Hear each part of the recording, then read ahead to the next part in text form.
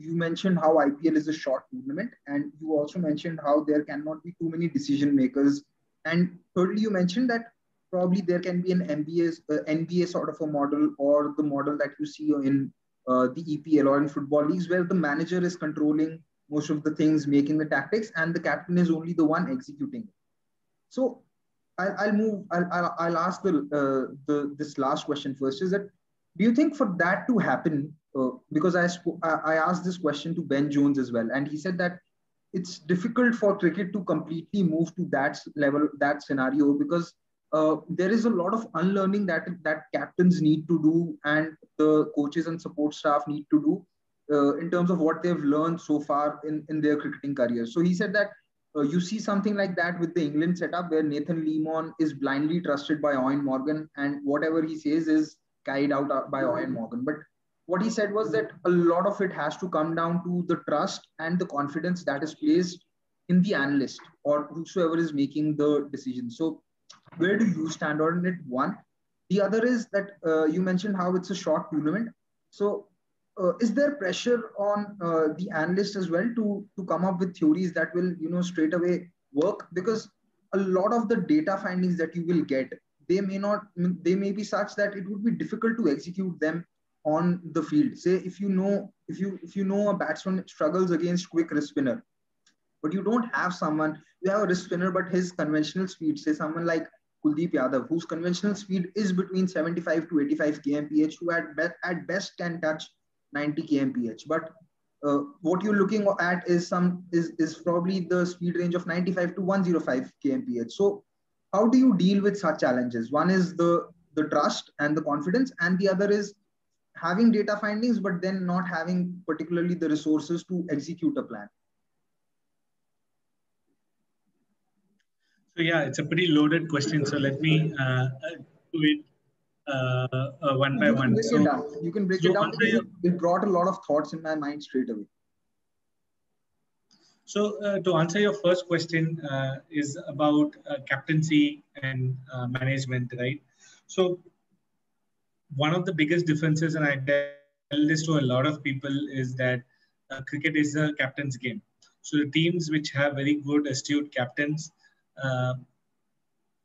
kind of have an advantage, and they end up making some very important decisions on the field, which kind of help their team to win.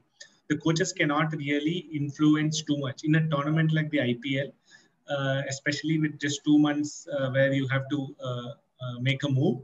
I think the influence of coaches is mainly to make sure that you manage the team very well, make sure there are no issues, and work very closely with the captain and suggest certain strategies and tactics. Again, depends on how experienced the captain is. If you have a captain like Shreyas Iyer or Rishabh Pant, the coach may add a lot of value. Whereas if you have a captain like Rohit Sharma and MS Dhoni, the coach just needs to make sure that everything is in order. So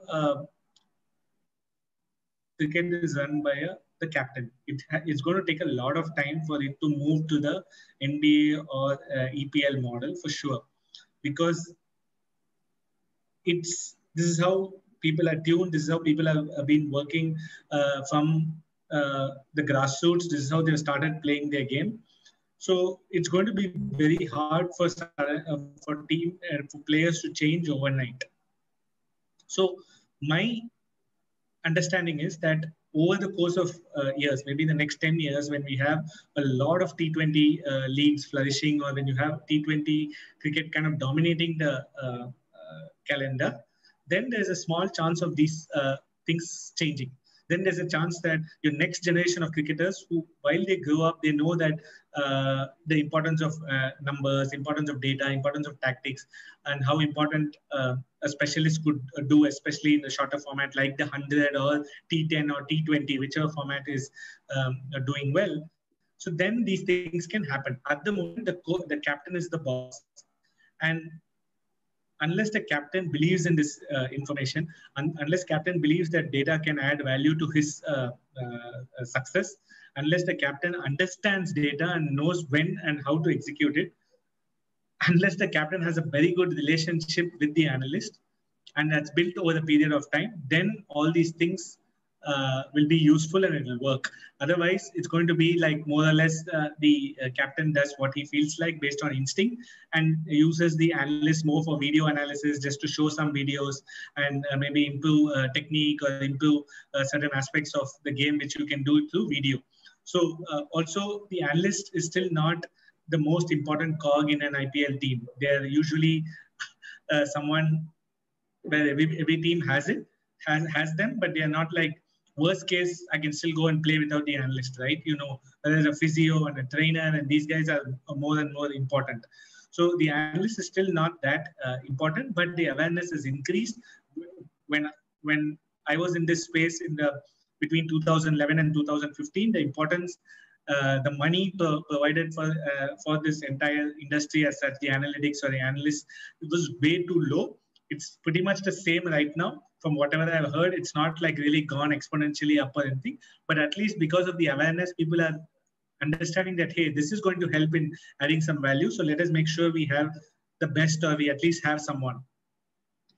How much they use, how much they extract depends a lot on the culture, depends on the person, the captain, and how the analyst is able to communicate his skills to the captain and the trust. You know, one bad move can cricket, like you know that everybody in India has an opinion. So you're dealing with high egos, high experience, etc. So when I'm giving an insight, I need to be very sure that my team can execute it and it's going to add value. That comes out of experience and that comes out of watching the games and understanding and reading the game well. So now to your second question, where you asked about. My second question was on, say you find something, say you know that you have a spinner and the team, that batting lineup is going to struggle if the bowler can sort of bowl 5 or 10 bowl at a speed of more 5 kilometers more than what he does at average. But that is something, like you said, it doesn't happen overnight, because for a spinner or for any bowler to increase his pace, it's not easy. It's much more harder for a spinner, because we have seen how spinners don't work on their physical aspect of the game that much.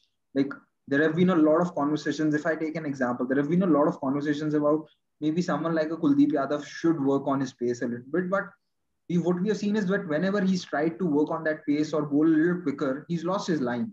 So how do you sort of address these concerns where you've figured out what the problem is, but you just think that executing it, especially when it's in a short tournament like an IPL, is going to be difficult? So how do you work around such problems where you figured out the problem, but you know the solution is not as easy as it might look like? So I'll give you an example. In 2015, when we were actually discussing this with one of the coaches, one of the strategies given for the particular player was to bowl the short ball at 140 plus. Whereas the coach immediately asked a question saying that this is a great strategy, but I don't think we have anybody in our team who can actually bowl 140 plus. So I don't think this strategy will work with respect to our team. So we need more customized strategies based on our strength. So that is when the analyst realized that, hey, you can't just go about giving generic trends. You need to kind of customize it to the skills of your particular team. So you need to understand the team better. So in a tournament like IPL, Gurkirat, again, you can't be trying to make technical changes in the middle of the tournament or trying to correct a particular player's skill, because here it's a high intensity tournament. The owners are under pressure. You need to win. Winning is the biggest motivation, and winning is the only thing which is needed. So you need to put your best 11 on the park. So if you feel somebody has a technical flaw or he's not able to improve that, best is to use him when required. Best is to use the particular player in a situation in which you think that skill, even though there is a lack of skill, it may not really affect the team balance or affect the team's performance. So in the nets, you have your coaches. If you can work, if the player is a fast learner, so be it. And if he improves and he comes back, great. If he does not, you don't take. If he does not, you don't take a risk. You don't take a chance because every game is important and you need to win. So, which is why I feel those kind of changes are not going to happen in between a season, especially in an IPL type of environment where it's just 2 months. So you need to go get your best 11, get your team in form, and then go ahead and perform. So when an analyst gives strategies as well, he needs to understand that what are the limitations of his team, what can his team execute, and that's why I keep telling a very important thing to a lot of people aspiring to be analysts. The data is going to be common with everybody, right? Every single analyst will have access to the same data. How he or she interprets it, how he or she understands his team situation, opposition, venue, captain, all these factors make a big difference to the plans on the field. And if if you're detached from the result. So one thing I again advise a lot of analysts is to completely detach yourself from the result, because you're not playing the game. You're just giving strategies. You're just facilitating the coach and the captain to make some important decisions. The moment you start uh,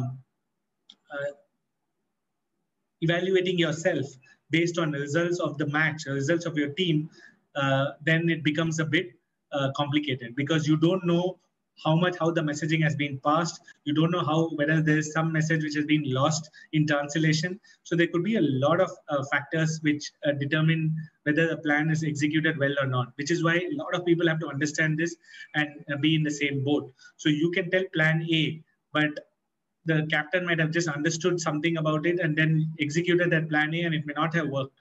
So winning or losing does not make you a good or a bad analyst.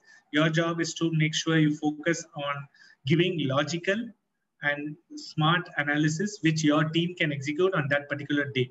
That's how I look at it. That is why you see difference between various analysts, difference between the equation of the management and the analysts. Hope I answered your long question. Yeah, you've definitely answered it well. And you know what you've also sort of told the viewers and people who follow the game is that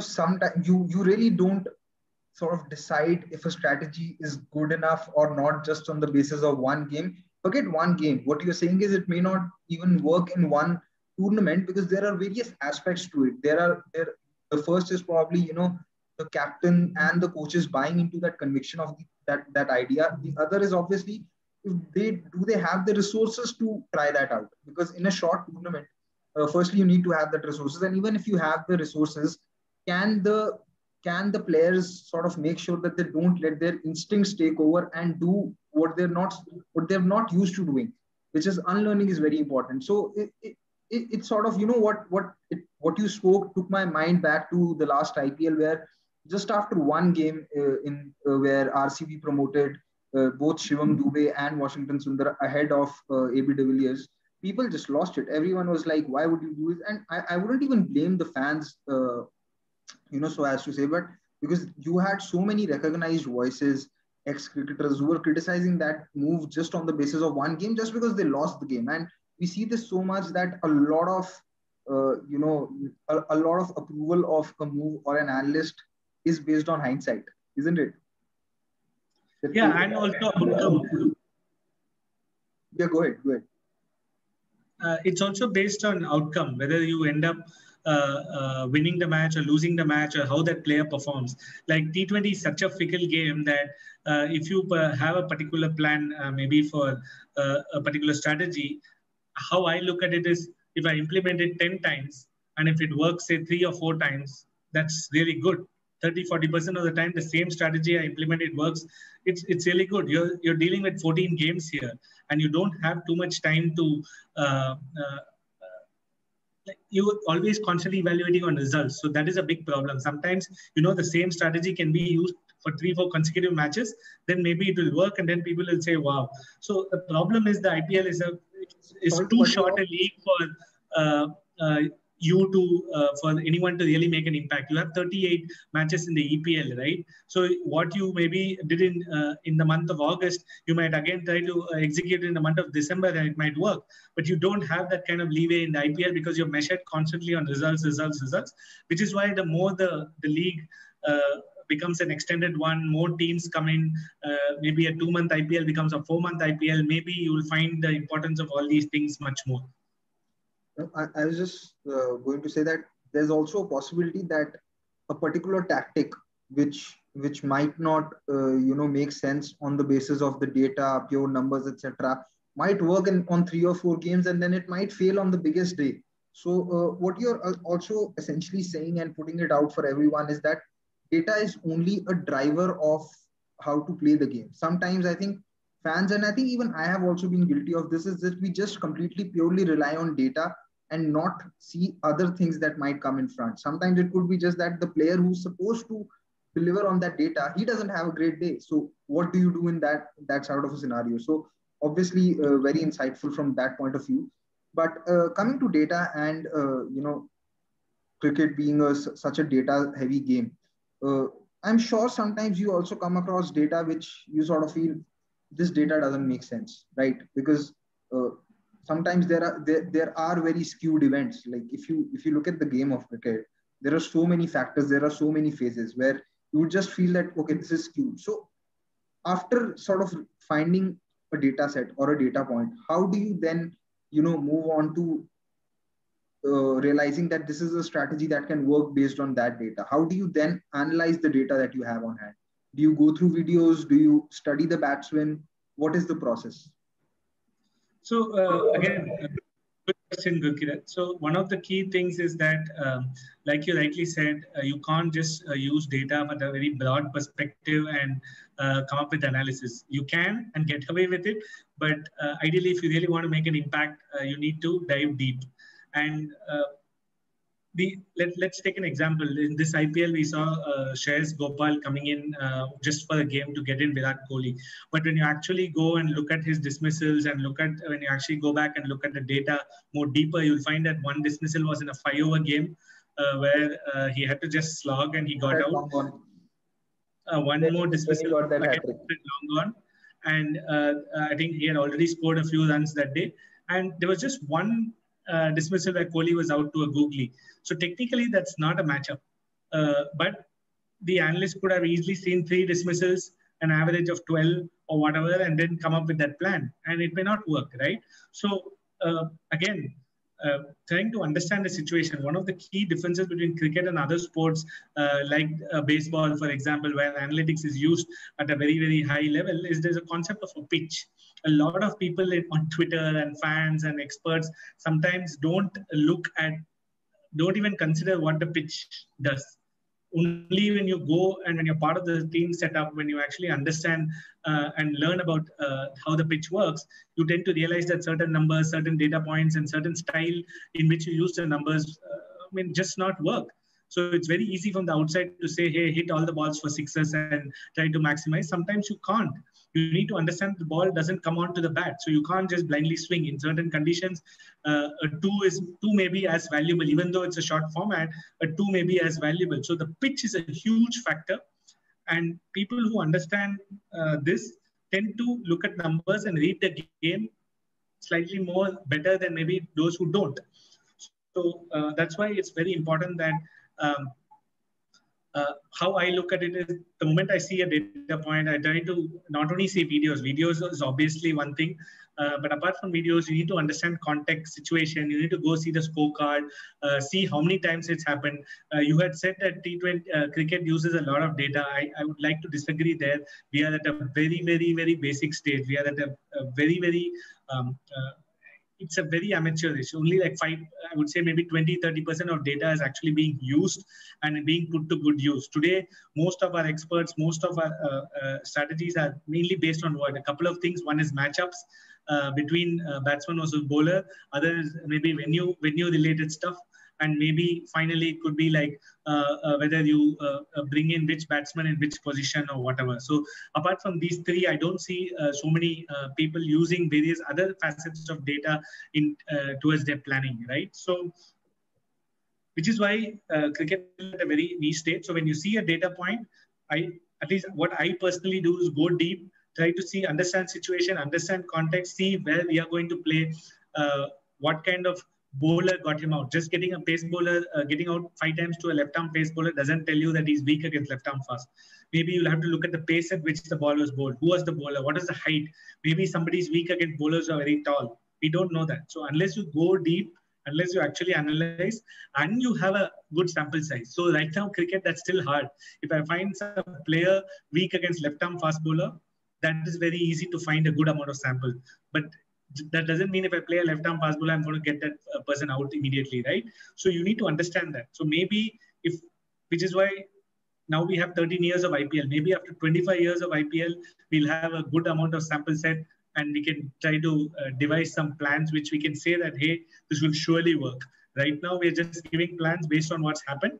And some people give it at a broad level. Some people give it at a very granular level, which is better, which is more important. So that kind of differentiates two plans.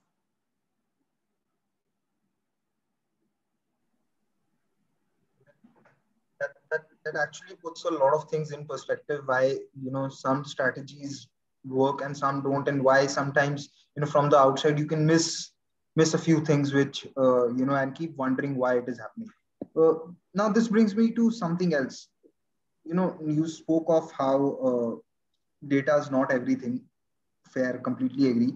But do you think that there are a few myths sometimes that exist in the T20 format, and those myths sometimes do you feel are still existing because the broadcasters which are there, say ex-cricketers or any other tone voice, is they have been sort of speaking of that of that myth? Because the one myth that I feel sort of still exists in T20 now is that wickets in hand are important. Because but the way I see the game, I may be wrong here. I just feel that they're not as important as what they can, as what you can see from the outside. Because if I take an example, last IPL, the first 5-6 games that Chennai lost, they had they were 5 or 6 down, even 7 down in a few games. And the batsmen who didn't bat were also the kind of players who could swing hard and connect a couple of balls. So are there any such myths that you feel sort of still exist purely because they come from an ODI cricket standpoint? So to be fair, even I felt the same about, say, Chennai Super Kings since 2008. Even in 2008, Albie Mockelf, Jacob Oram in 2009-10 hardly used to get enough deliveries to come and bat. But when you've seen when a particular formula is working, when some teams have got enough success irrespective of that, and you've made, say, playoffs on most occasions, it's very hard to change the narrative, how much ever we discuss about it. Maybe by changing it, it could really not work. And again, pitches play a big difference in such decision making. It's very easy from the outside to say that, hey, you need to not worry about wickets. Even I kind of believe in that, but I've slowly come to understand that when in really good batting conditions, if you don't use that, when you don't use your resources well, then it's a problem. But in some conditions where the pitch is not so good, conducive for batting, there are certain players who may not be able to play in that kind of, who's played 20-30 balls is better off actually playing to the innings. So that is something you will understand only when you're part again of the ecosystem, because sometimes you don't have a batting depth. Look at Chennai this year in Wankhede, because it's a batting paradise, as well as the fact that they bat till 9, they were able to go hard every single ball because they know that they have Dhoni and a Sam Curran and a Jadeja and a Bravo at 6, 7, 8, 9. So it makes sense. But the same CSK, if you're going and playing in Chepauk, I don't think you would see them do this approach, because there's a good chance you'll be 30 for 3. And then it's not always that you can go ahead and win the matches. So even England, people talk about their approach. They had to really change their approach in the ODI World Cup in 2019, right? That approach didn't really work for them. They were almost knocked out. It was just a matter of a couple of inches where they wouldn't have won the World Cup. At the same time, they had to win their last 4 or 5 games to actually win the World Cup. So the approach has to be tweaked, which is why I'm not saying that it is a myth, but what I would say is you need to use that correctly. You need to use that particular fact that, hey, I have 9 batsmen. A lot of criticism goes to KL Rahul in Punjab Kings, right, about his approach. But the fact of the matter is they don't have a deep batting lineup. So by chance you go heavy and you're 80 for 5, you're not going to score 180. Whereas CSK have the batting lineup till 9, they can afford to do that. And you need to do that only in certain kind of pitches, not in all pitches. So only if you understand this, then you will realize that this is not really a myth. But if teams are able to use that approach correctly against the right opposition, against in the right set of conditions, then it's totally okay. When teams don't do that, then it becomes an issue. Well, Rahul, in fact, I'll be very honest. I'll say that even I have been one of the critics of him. But the way I see it, I think how they can maximize their resources, that they can probably have someone like a KL Rahul bat at 4 and 5, send in and send a sort of pinch hitter to open or at 1 down, so that the power play can be maximized. And if there's a we've seen that, right?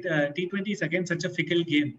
We saw what happened with Sunil Narine. The same guys who wanted Sunil Narine to open have then been telling that that's a bad plan and Sunil Narine has to start going down the order. So the thing is, it's very difficult to sustain that level of hitting in a season of 14 matches. That's why I look at IPL very differently. If you have 14 matches, if a guy like Sunil Narine can win you 1 or even 2 matches with the bat, it's a huge bonus. So you don't expect somebody to do that all the time. So by shifting a KL Rahul to a number 4, the chances of your opener succeeding will be 1 in, say, 7 games. So most of the time, KL Rahul might end up batting in the power play. So then it just doesn't add up. So you need to also understand which teams can use it, what kind of conditions you can use it. And people are very smart. The moment you know that a pinch hitter is coming in, you know if that batsman has a weakness, you start exploiting that. So it's very easy from the outside to say, hey, just go and hit all the balls for sixes. Sometimes the ball won't come onto the bat. So a guy like Sunil Narine may not be very useful, which is why I think you need to have that balance, which it takes more education. It takes being part of that ecosystem to kind of understand that. Otherwise, as fans, we can just continue to rant, but I exactly personally know why certain things happen. But do you think sometimes, a certain approach that, there could be a player who's having 2 different approaches for his franchise and then for the country that he plays in. Say, let's just say someone like a KL Rahul is conservative at the top for Kings 11 Punjab, or Punjab Kings rather. But then when he plays for India, he has to make that switch. So do you think sometimes, when you're following a conservative strategy or say an aggressive strategy for too long, it's very difficult to sort of find a balance, and then one or the other aspect of your game will sort of start affecting some way or the other? Because I remember some stat. In 2018, KL Rahul's balls per boundary versus spin was around 4 or 5. Then it came down to 18. So in the IPL, I'm not saying in internationals. So do you think this is a very big challenge, or do you think it's something that good players can adjust to? So that's the challenge of the game right now. You need to adapt. Whether it's easy or not, I'm not the right person to tell. It depends on the player's mindset, player's technique, etc. But what I see a bigger challenge is trying to be successful in T20 cricket as well as Test cricket. That not many people have been able to crack. That is the hard part. Whereas I think within T20 formats like T20I and IPL shouldn't be too much of a issue. And that I think most players would be able to do. Do you think who do you think is tougher for? Is it more tougher for batsmen to ace both Test matches and T20, or is it more tougher for bowlers to ace T20 and Test? Who do you think it's more tougher for? I think batsmen. I think it's tougher because you have that urge to hit that boundary. You have that urge to take those risky shots, which I've seen happening in Test cricket. A lot of batsmen don't have patience. Whereas if you take a player like Ashwin, then he's easily able to adapt to Tests as well as T20s, right? In Tests, you have patience. You're trying to set up the batsman. In T20s, you're just trying to make sure that he doesn't hit a boundary. And even if you bowl give 6 runs, 7 runs, it's okay. So I think it's easier for bowlers, but for batsmen, it's pretty tough. Now, one thing that I want to ask you about T20s, and since we are on the subject of batsmen, there have been too many conversations about, should teams look to retire batsmen or should there be a rule to retire batsmen when they're not doing well? Where do you stand on it? So again, I think it's a good rule. I think teams are not exploiting it, but I also understand why they don't do it. It's very, very hard. It's a cultural thing. It's something which you're taught from day one of playing cricket that you shouldn't lose your wicket, and that's how you end up playing, right? And it can really take a toll on a player's confidence. It can cause friction between the management and the batsman. So these are very hard calls to make, unless the entire team from day one, the captain is on board. Captain says, hey, we need to win the tournament, and all 25 of you, this is what we will do. In case you're struggling, you guys decide and take the call to retire out. If you feel that you can't and there's some good batsmen remaining in the dugout, you have to take the call. We are not going to do anything, so that there's no guilt or there's no friction among people. So I understand totally why it's not happening, but it's a rule which I think teams should exploit. Now, another thing which has been a part of the conversation around the T20 circles over the last year or so is that what is the future of finger spin, especially in limited overs? Because what we have seen in the last I'd say last 5-6 months is that not only finger spin but even wrist spinners are struggling in T20s. You've seen someone like a Yuzvendra Chahal who's been a bag for RCB over all these years because he's played more than half of his games in Chinnaswamy and still have had a economy of less than 8. I'd say even 7.5.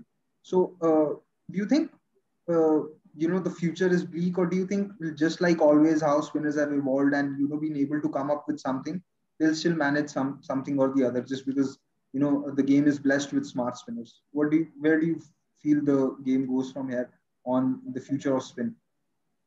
Yeah, I don't think bleak at all. I think it's extremely important that bowlers tend to need to adapt, be smart about what they're doing, what plans they're having. Like you said, the spinners itself are struggling. Chahal had a pretty poor IPL. Kuldeep's not in the reckoning, and these two are supposed to be the fulcrum of the Indian team for the last 3-4 years. So things change, things evolve. Bowlers need to become smarter. Bowlers need to keep adapting to situations. Bowlers need to come up with new deliveries, and they need to keep innovating and make sure that they're relevant. So I don't see any form of bowling or any form of batsman or batting kind of fade away. The smarter ones will tend to succeed. The guys who are not willing to adapt will slowly stay behind. Who's the smartest cricketing mind or sharpest mind that you've come across amongst the cricketers or the teams that you work with? Quite a few from my limited experience, to be honest. But two people, I'll give you one example from my analyst days. One is Kieron Pollard. I've told this in other places as well. Pollard's extremely astute, extremely understands the game. Not like he just knows exactly when to make a move and what strengths are. And from a broadcasting, in my broadcasting experience, especially from a T20 perspective, I think Akash Chopra understands T20 very, very well. The fact that he understands what kind of decisions to be taken, and he's able to predict a lot of calls as well. And that kind of comes from a lot of watching and reading the game. So from a expert's point of view, from a broadcasting point of view, I would say it's Akash Chopra, and from a cricketing point of view, from my limited experience, it's Kieron Pollard. In your experience, which is the phase of a T20 game where you think matches are won or lost majorly?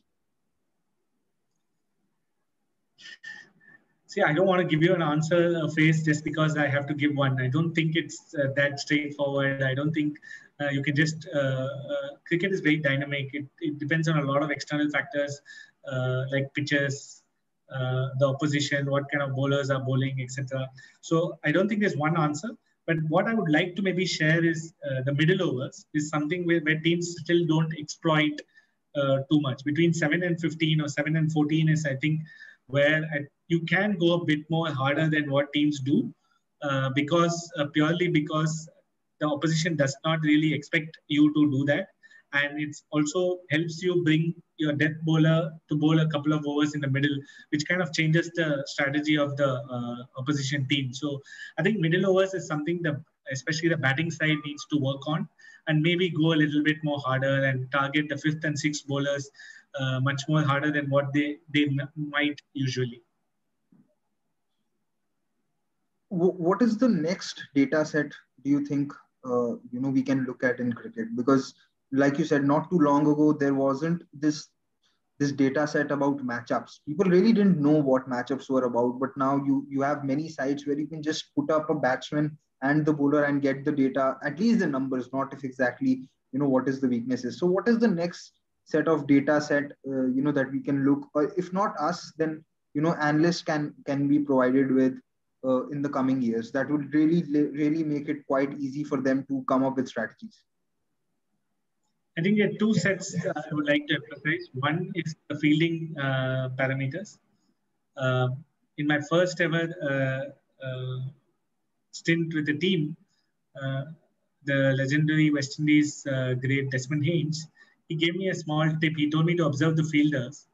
And he said that when a bowler is actually picking up the ball and throwing to the keeper, there are certain fielders who do it with maybe the moment they collect the ball, they throw it. There's certain fielders who take the ball and walk 2 steps and then throw. And he says that that small, maybe 1 second or 2 seconds makes a big difference in a run out. So he says that the kind of players, the fielders you place in the position matters based on such small things.